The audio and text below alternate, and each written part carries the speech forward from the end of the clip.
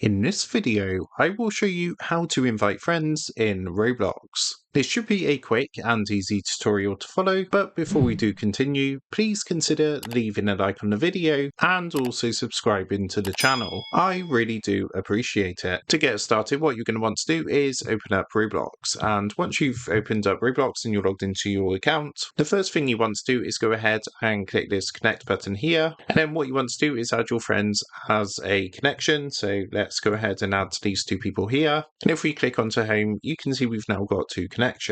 Now once that's done, what you need to do is select the experience that you want to play. So let's go ahead and choose Blox Fruits, and once you're on the game page, all you need to do, if you look to the right hand side of the play button, you're going to see this icon here with like two people. So what you want to do is give that a click and then click onto invite connections. From here, you can go ahead and invite your connections, just like so they're going to get an invite. Then what you can do is jump into the game, and once they've accepted the invite, they'll of course be able to jump into your server and play with you. So that is how to invite friends in Roblox.